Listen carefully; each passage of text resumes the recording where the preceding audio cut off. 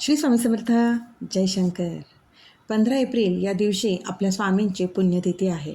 याच दिवशी आपल्या स्वामींनी अक्कलकोटमध्ये देह ठेवला.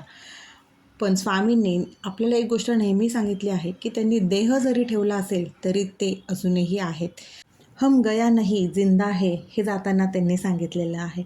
तसेच त्यांनी हेही सांगितलं आहे की ते आपला योगक्षेम नेहमी वाहणार आहेत. पण त्यासाठी आपल्याला त्यांच्यावरची भक्ती आणि त्यांच्यावरची श्रद्धा अतिशय प्रामाणिक आणि डोळसपणे करायची आहे. मुळातच स्वामींनी आपल्याला मनापासून भक्ती करायला शिकवली आहे, डोळसपणे भक्ती करायला शिकवलेली आहे आणि डोळसपणेच श्रद्धा ठेवायला शिकवलेली आहे. अंधश्रद्धा आणि श्रद्धा याच्यातला फरक स्वामींनी आपल्याला त्यांच्या काळातच त्यांच्या अनेक भक्तांना सांगितलेला आहे आणि त्याचप्रमाणे त्यांनी त्या लीलाही केलेल्या आहेत. आजच्या ह्या युगातही खरं तर आपण ह्या सगळ्या गोष्टी डोळसपणे बघणं गरजेचं आहे. सेवा आपण स्वतः करावी. कोणी सांगते, कोणी हे करते, कोणी करते ते म्हणण्यापेक्षा आपल्याला कितपत जमतं आहे, आपल्यात तेवढी क्षमता आहे का, ते सगळं बघूनच आपल्याला प्रत्येक सेवा करायची आहे. स्वामींच्या पुण्यतिथीनिमित्त बरेच भक्तजन स्वामी चरित्र सारामृत याचं पारायण करत आहेत. तसेच तारक मंत्राचंही अनुष्ठान करतात. पण स्वामी आपले दत्त अवतारी आहेत आणि त्यामुळेच आता बरेच स्वामी सेवेकरी, स्वामी भक्त हे गुरुचरित्राच्या पारायणाला सुरुवात करतील. गुरुचरित्राचं पारायण हे 9 एप्रिलपासून ते 15 एप्रिलपर्यंत सप्ताहाचं पारायण म्हणजे 7 दिवसाचं हे पारायण आहे. त्यामुळे बरेच भक्तजन गुरुचरित्राच्या पारायणाला सुरुवात करणार आहेत. ज्यांना शक्य आहे त्यांनी आवर्जून गुरुचरित्राचं पारायण करावं. आयुष्यात एकदा तरी गुरुचरित्राचं पारायण करावं. गुरुचरित्राचे पारायणाचे नियम आहेत आणि त्यामुळेच प्रत्येकालाच ते जमेल असं नाही. प्रत्येकाच्या घरातली परिस्थिती वेगळी असते, आयुष्यातली परिस्थिती वेगळी असते, त्याचा दैनंदिन जीवनक्रम वेगळा असतो. त्यामुळे प्रत्येकालाच गुरुचरित्र पारायण जमेल असं नाही. पण आयुष्यात एकदा तरी 7 दिवसाच्या पारायणाचा वेळ काढून खरंच आयुष्यात एकदा तरी गुरुचरित्राचं पारायण करून घ्या. महाराजांना विनंती करा की ते पारायण तुमच्याकडनं करून घ्या. मी स्वतः आयुष्यात आत्तापर्यंत फक्त एकदाच गुरुचरित्राचं पारायण केलं आहे आणि ते मी केलं आहे म्हणण्यापेक्षा महाराजांनी ते करून घेतलेलं आहे. त्याची योग्य वेळ आली की ते महाराज करून घेतातच.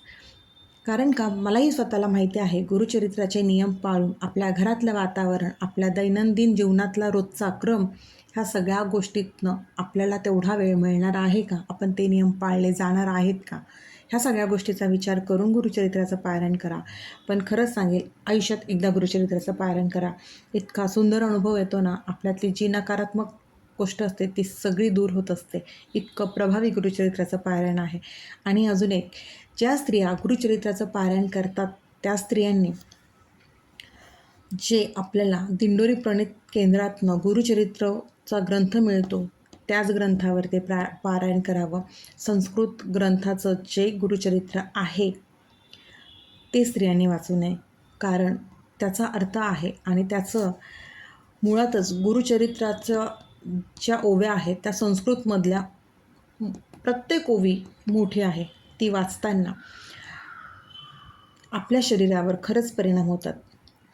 मुळात मी कुठल्या तरी ग्रंथात किंवा कशात तरी वाचलं होतं की गुरुचरित्र स्त्रियांनी, म्हणजेच खरं गुरुचरित्र जे संस्कृतमध्ये आहे त्याचा परिणाम स्त्रियांच्या गर्भाशयावर होतो. आणि मी म्हणजे मुळातच मला स्वतःला ह्या सगळ्या गोष्टीवर लगेच विश्वास नाही, पण मी संस्कृतमधलंच गुरुचरित्राचं पारायण केलं होतं. त्याच ग्रंथाचं पारायण केलं होतं. महाराजांनी ते करून घेतलं, ते व्यवस्थितही झालं. पण खरंच गुरुचरित्राचं पारायण स्त्रियांनी का वाचू नये, म्हणजे संस्कृतमधलं का वाचू नये, त्याचा अर्थ, त्याचं कारण स्वतः अनुभवलं आहे. म्हणूनच गुरुचरित्राचं पारायण जर करणार असाल तर दिंडोरी प्रणित केंद्रातनं जे प्राकृत भाषेतनं केलेलं आहे त्याचं पारायण करा. गुरुचरित्राचं पारायण करताना साहजिकच आपल्याला संकल्प सोडायचा आहे.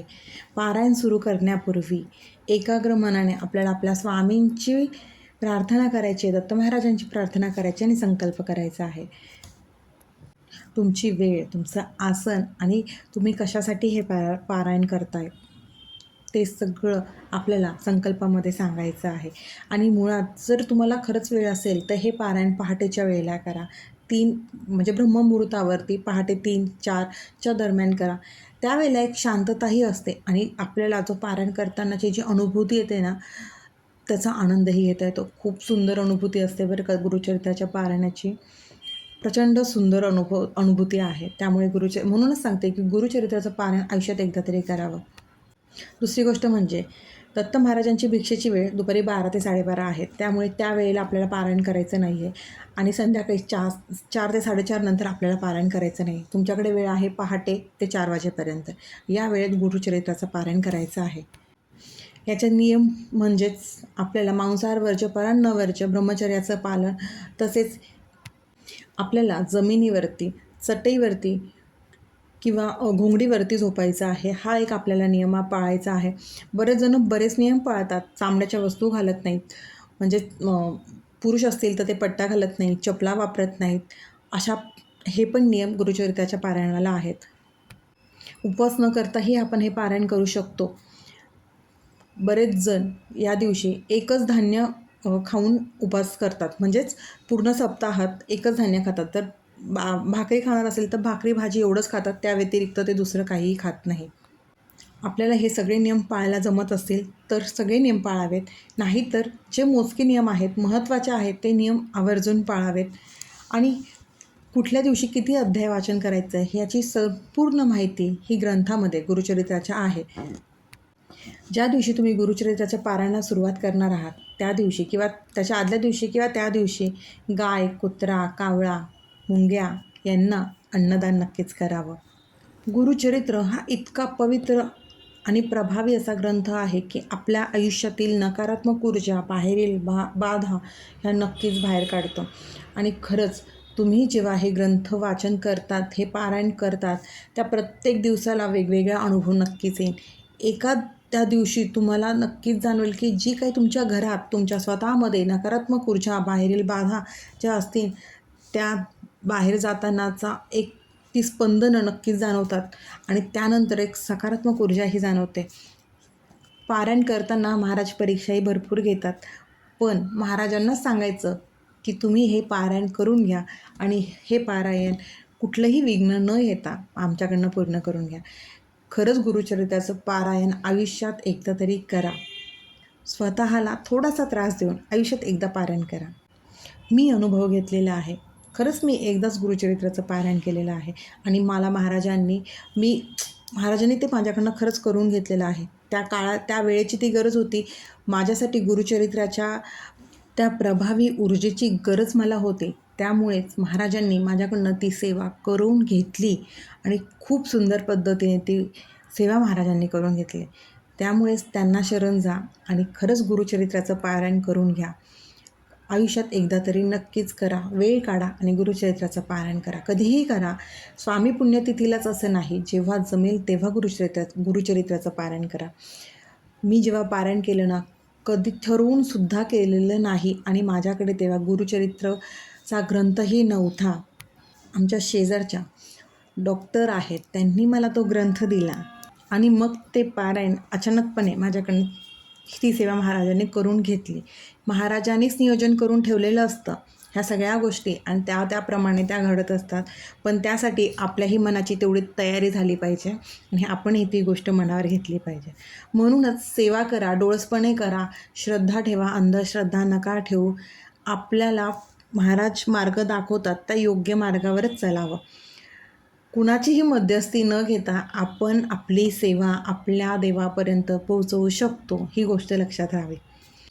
प्रत्येक सेवा करताना मनापासून करा, शांतपणे करा, तरच त्या सेवेचा उपयोग होतो.